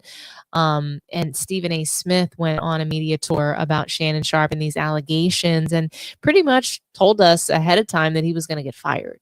So, and that's exactly what happened. That's exactly what they announced this week. Shannon Sharpe has been fired from ESPN. He will not be returning for football. He will just not be returning. And, I'm wondering if Shannon's career is over. What do you guys think? Is Shannon Sharpe's career just like done? Is he canceled? Is he going to continue to have a huge voice on, in the YouTube streets? Like, are we going to be like, is Cat Williams going to go back to him? Is he going to be able to retain some of the, the relationships that he's made in the content creation spaces? Is Chad Ochocinco going to still be on the show? Like what can we expect to see from Shannon Sharpe? But before we even get into that, Shannon Sharpe addressed his firing on his YouTube channel. So I do want you guys to see this video. I want you guys to see him apologizing to his brother because just so you know, Shannon Sharpe's brother, he's going to be inducted into the Hall of Fame. And so this would have been historical for, the football world, for his family, two brothers being in the Hall of Fame. This is the first to ever do it. And he lets us know that. So I'm going to play this for you guys and we can react together. I'm sure everybody's heard the news by now that I will not be returning to ESPN. I found out this information a little earlier in the week. And really the only thing that I really ask is like, guys, could we wait until Monday? My brother's going into the Pro Football Hall of Fame. I really want it to be about him and I want it to be about my family. I know this coming out will overshadow everything that he's worked his entire life for. And unfortunately, it didn't happen that way. And so as I told him, as I profusely apologized to him earlier today, he said, bro, stop apologizing. You don't have to apologize. I'm your big bro. I'm going to love you regardless. We all make mistakes. And he says, bro, I love you. So I'm done with this. You're done with it too. Move on. And I really enjoyed my time at ESPN. It gave me an opportunity to bring my audience that saw me really just grow. They saw me, Lakers in 5, and they saw me say all these analogies that my grandparents gave me, and I was able to bring that to ESPN. So I'm very, very grateful for that. But I just wished, of all things, like I said, hey, they did what they felt they needed to do, and I'm at peace with that. But I just wish, guys, this thing could have waited until Monday because I hate the fact that I'm overshadowing my brother, the first two brothers in the Pro Football Hall of Fame. And this is what the headline is going to be for the next couple of days. So, bro, again, I know you told me this, I don't have to apologize, but I'm going to do it one final time tonight, and I won't apologize again. I'm sorry that I upstaged you in this manner. That was never my intent. You've been my hero. You've been my role model from as long as I can remember. And I apologize, and I thank all my fans for supporting me. When I was at ESPN and every place that I've been, be it Club Shay Shay, Nightcap, Undisputed, ESPN. Thank you guys for your You know, Shannon Sharpe wants to thank us for the support. I mean, he's getting torched. Content creators, they're not on Shannon Sharpe's side. He's made a fool of himself. And he's just been so critical of others, of Deshaun Watson, of anyone else that's come under fire for, you know, some sort of sexual abuse or, you know, similar allegations. So I think that it is hypocritical of Shannon Sharpe. He settled this case. So it was reported that he settled the case. And upon that news, that's when ESPN made the decision to officially fire him. I don't think that this was something that they really had a question of. I think that Shannon Sharpe was always getting fired. The nature of, you know, the complaint, the evidence that came out, the things that Shannon Sharpe admitted to doing, and the fact that he, you know, was almost, 60 years old, and he was fooling around with a 19-year-old. What does he want in a situation like that? How is that supposed to look? And in the court of public opinion, Shannon Sharpe it seems as though he's guilty to, you know, the court of public opinion. We are shaming him. We are saying, hey, you are a hypocrite. You are somebody that, you know, constantly preaches, you know, about the Lord and preaches about how people should show up and behave. And look at how you're out here showing up and behaving. So we can't trust anything that Shannon Sharpe says. We just can't. And, you know, it is really unfortunate. I'll say that, like, he settled the case. He lost, I think, over $20 million. He was shelling out. And I don't think Shannon Sharpe, he's not like some billionaire. He's not like I don't think he's worth hundreds of millions of dollars, not by a long shot. He was about to get that $100 million deal and he blew it. This story came out and he blew it. And now there's actually another woman suing Shannon Sharpe, I think for upwards of $20 million. So one, how is he going to survive all these lawsuits? Because they're going to keep coming, right? So, and with his career looking like it's pretty much over, like, how's he going to survive any of this? But there was an article that came out. I think it was it Yahoo or yeah, it was Yahoo News. I found this article to be very interesting because I'm sure you guys know of Sage Steele. She had a strong reaction to Shannon Sharpe's firing, and you know, I want to go over this with you guys. And let's see. Okay, you can see that article. Looks pretty good to me. Let me just blow it up a little bit more. So the article is titled "Silenced. Ex-ESPNers fume over network's handling of bombshell Shannon Sharpe allegations." Former ESPN personalities had strong reactions to the bombshell $50 million lawsuit filed Sunday against Shannon Sharpe, who has been accused of rape by a Jane Doe.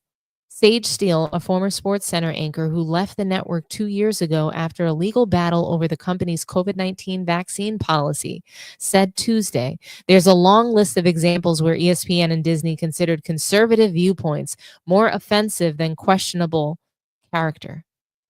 Steele's message came in response to a post from an ex-user that read, "ESPN did not re-up contracts to women with conservative views or silence them, while Shannon has had multiple questionable actions involving women. Just putting that out there." Ashley Brewer Kaminsky, who was laid off from her job as a SportsCenter anchor in June 2023, also chimed in.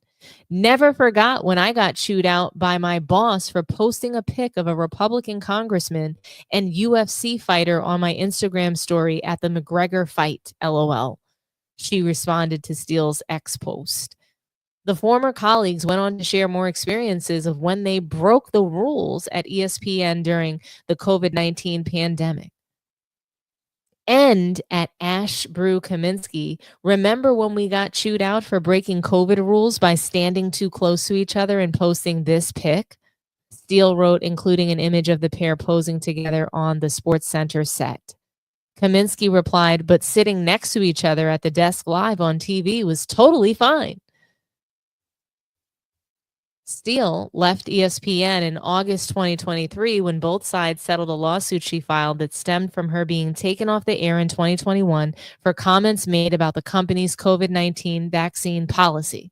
I have decided to leave so I can exercise my First Amendment rights more freely, said Steele, who worked at ESPN since 2007. Well. In February, Steele was named the recipient of the new media seat in a press conference at the White House. Kaminsky and former NBA player Frank Kaminsky, currently playing overseas, are expecting their child. In the wake of the news about the lawsuit, Sharpe has remained on ESPN's First Take on Mondays and Tuesdays, as well as his Nightcap and Club Shay Shay podcasts. Stephen A. Smith said he received permission to deliver a statement from ESPN and Disney co-chair Jimmy Pitaro, who made it clear the company is in the process of gathering facts and is taking the matter very seriously. I recruited Shannon, but I'm not the boss, Smith said on Tuesday. Those are other folks. There are layers to this, and there are certain layers that even I'm not on. I can tell you I also spoke to co-chairman of Disney, the boss, Jimmy Pitaro, who made it very, very clear that ESPN is taking this matter very seriously, and we are looking into this very closely. And once we gather as many facts as we possibly can, we will go from there. And that is all he said. And I can mention his name because I received his permission to say that. I don't know what that means. Well, Shannon Sharpe, he did emphatically state his innocence in this situation, and it seemed like he had to shell out money. So I don't know. I'm not going to sit here and say that he's for sure guilty, but what he revealed to us was awful. What Shannon admitted to, the text messages that we saw in the public, it was damaging. And I'm going to say that these things are going to hurt Shannon Sharpe's, at least even his YouTube sponsorships. My guess is he's got sponsorships for Nightcap. Most of them are all gone. And I'm sure they're going to remain gone.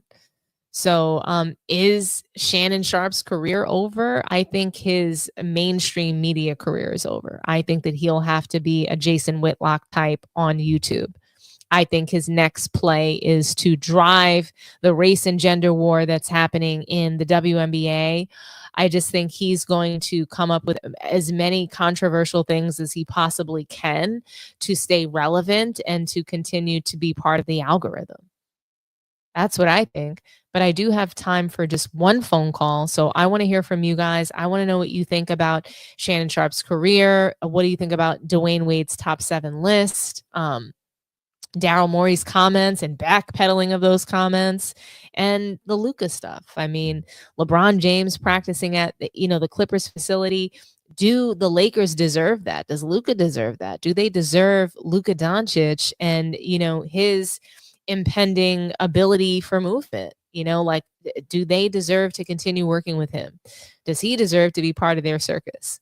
So call in, guys. Talk to me nice. And in the meantime, I'll read some comments.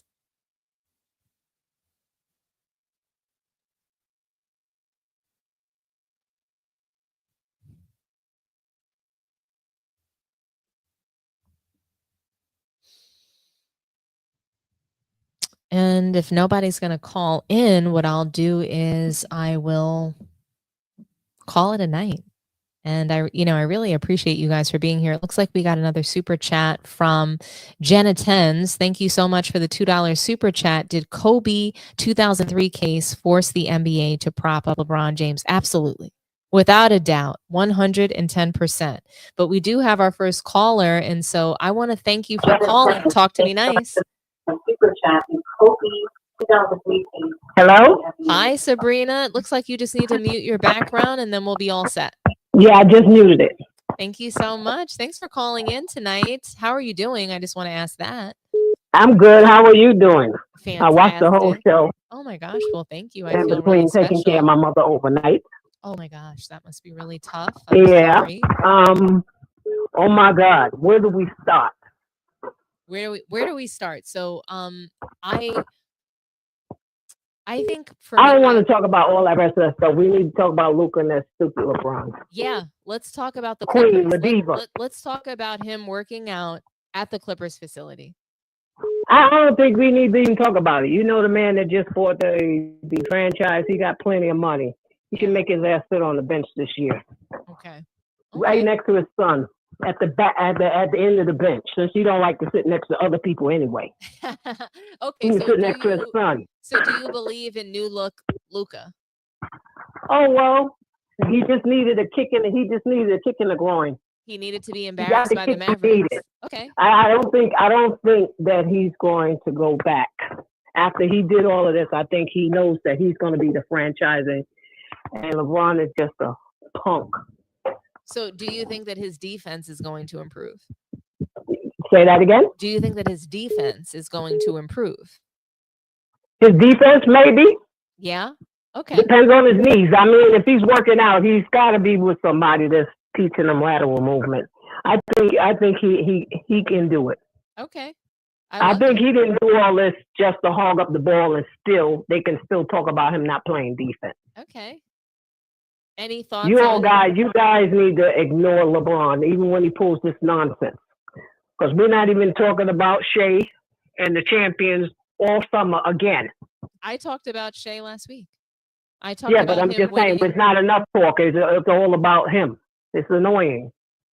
Okay. But I did talk about Shea Gilgeous-Alexander and how he's winning the NBA offseason. I talked about it. I presented it. I pulled up a graphic for him. I talked about his historical season and title run.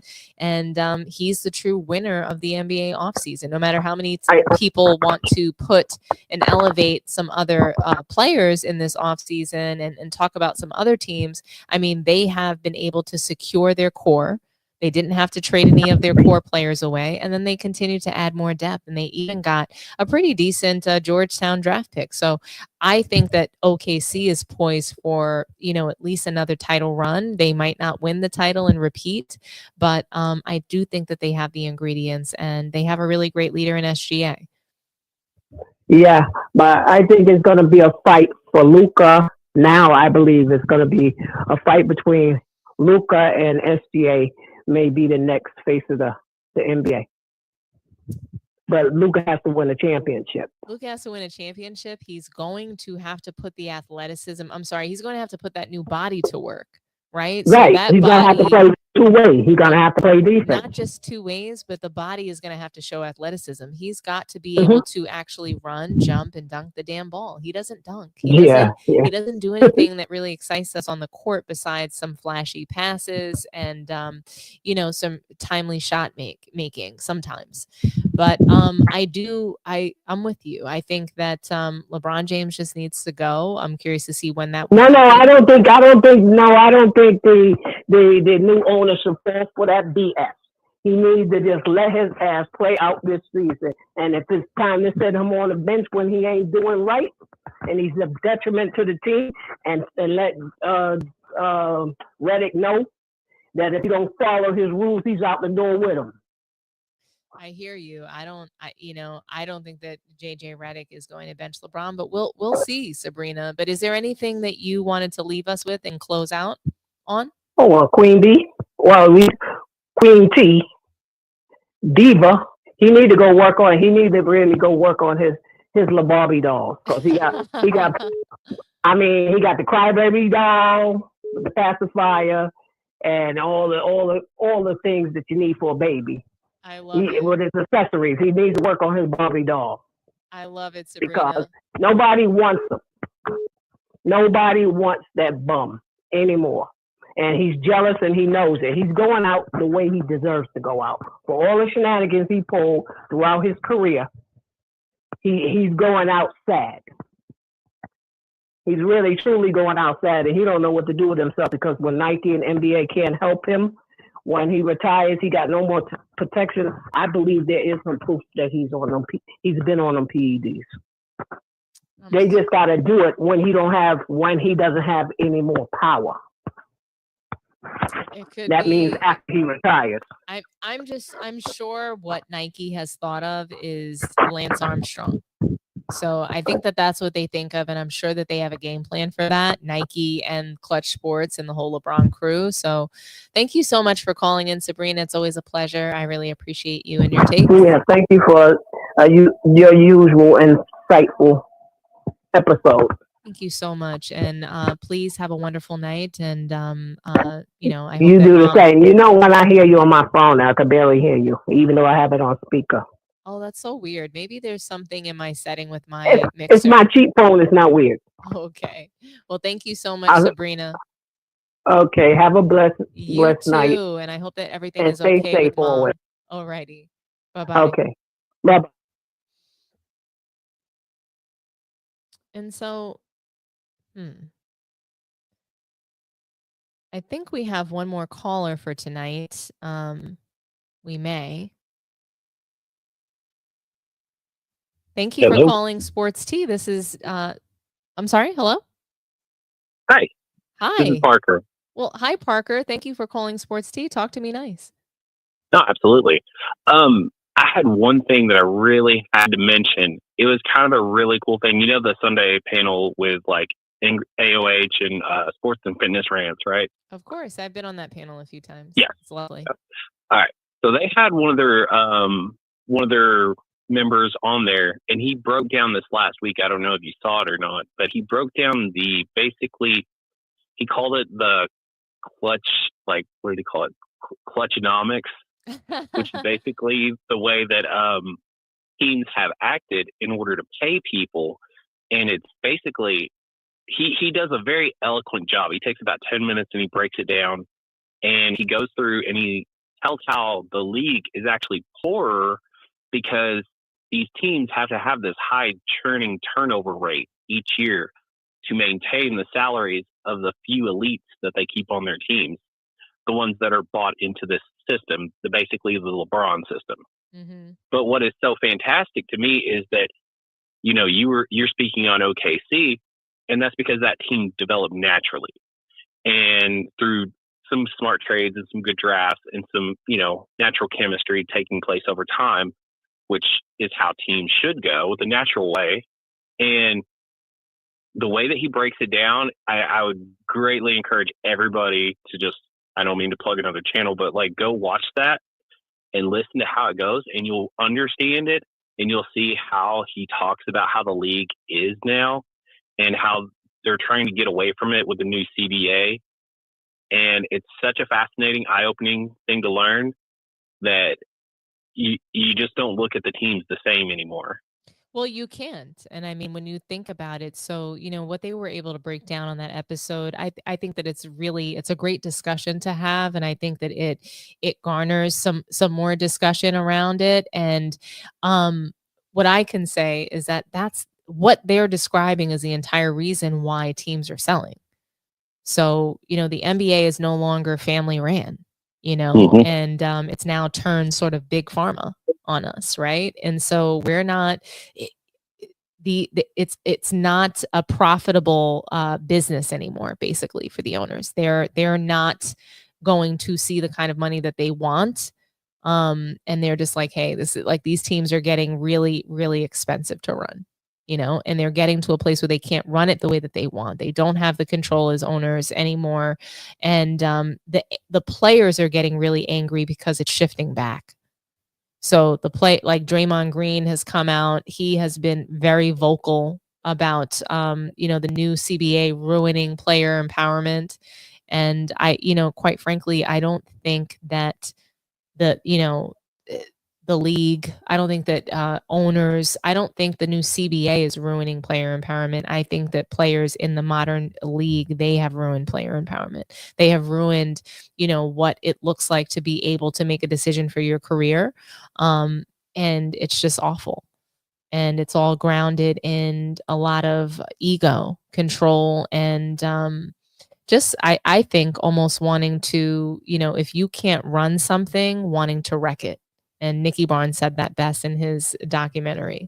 So if I can't run it, I'm going to wreck it. And I think that that's what LeBron James, Clutch Sports, and players today, that if they can't be seen and have the respect of, you know, the greats that lived before. I mean, we're even seeing it in Joel Embiid. We see it in Jason Tatum. They're revolting. They're rebelling, modern day NBA players. And it's all because they are not going to be viewed the way that, players of the past were.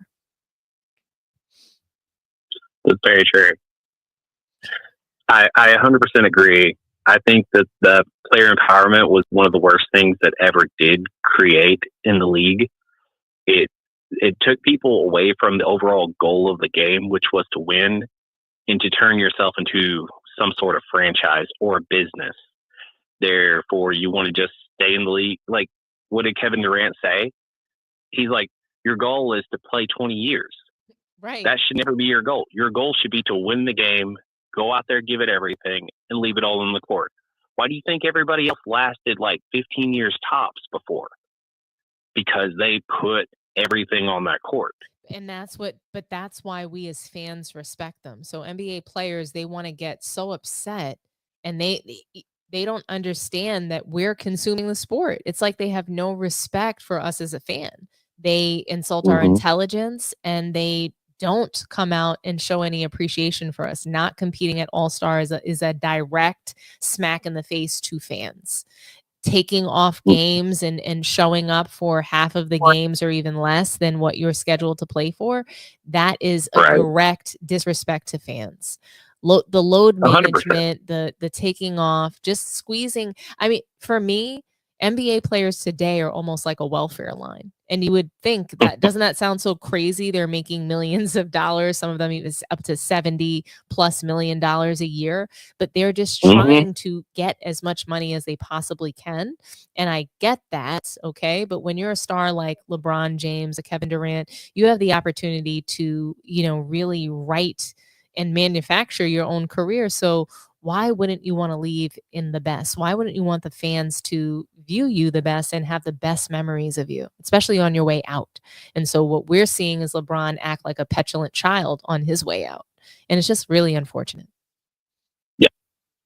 Yes. Well, one of the things it does point out, it shows why LeBron keeps taking the max. Therefore, he's not trying to actually play winning basketball and facilitate any growth for how the system plays out and the rules, along with keeping under caps.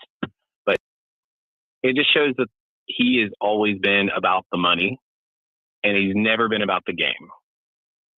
He thought that everything else would just fall into place because the NBA spent basically they gambled on him and said, well, we're with him no matter what. And sink or swim, we're going to post him up as this next big thing. And it literally started his rookie season when he shouldn't have won Rookie of the Year. And they still gave it to him anyways because they can't. You couldn't obviously say this is the next big thing, and he doesn't even win the best rookie that came out that season. Because Carmelo Anthony should have won it easily that year. Hands. And there are people that have come out to say that he was robbed of that award. So, and it's just most recently, just days ago. So, Parker, I really appreciate your call. I think it's always a pleasure when you call in, when you have a chance. So call in anytime and talk to me nice. Glad to talk to you. Thank you. Thank you so much. You have a wonderful evening. Okay. All right. Bye-bye. You too. I do want to take a moment before we close out. I see that Spurs Ann sent another super chat. Dom, do you have a take on LBJ at the Clippers gym? I did address this in the very first topic. Perhaps you missed it, but basically he was in the gym. I put up this article. I'll show it to you again here. Spurs Ann, I talked about it. It was Sports Illustrated that brought this to my attention. And let's see. Yep, it was Sports Illustrated that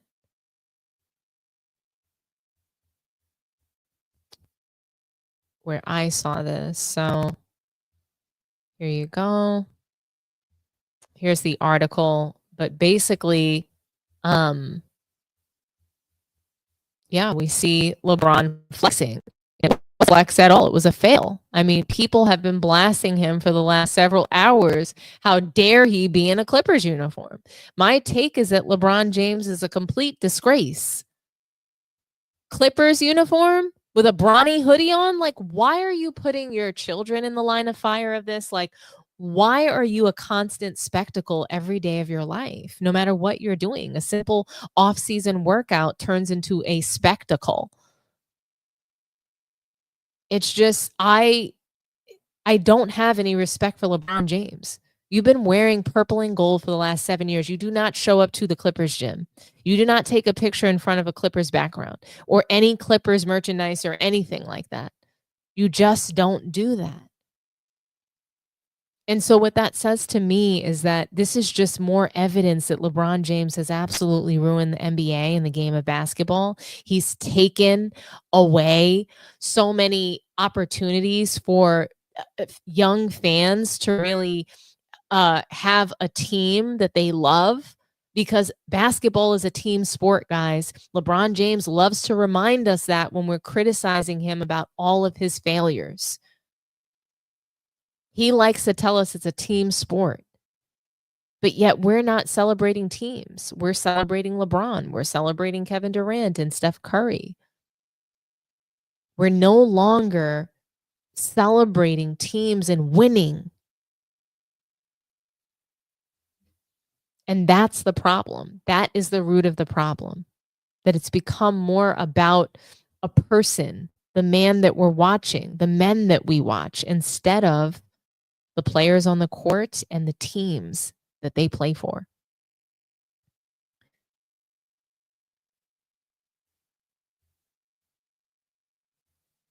So guys, I really want to thank you for just taking the time to join the stream.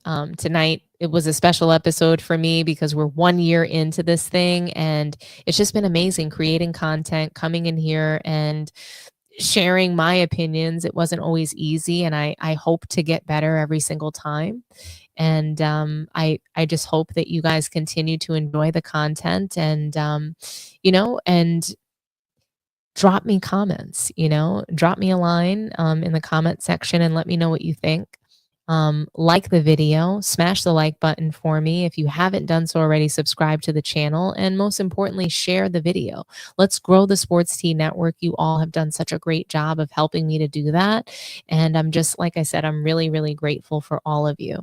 And again, salute to everyone who joined, and like the video, share the video, subscribe to the channel if you haven't done so already.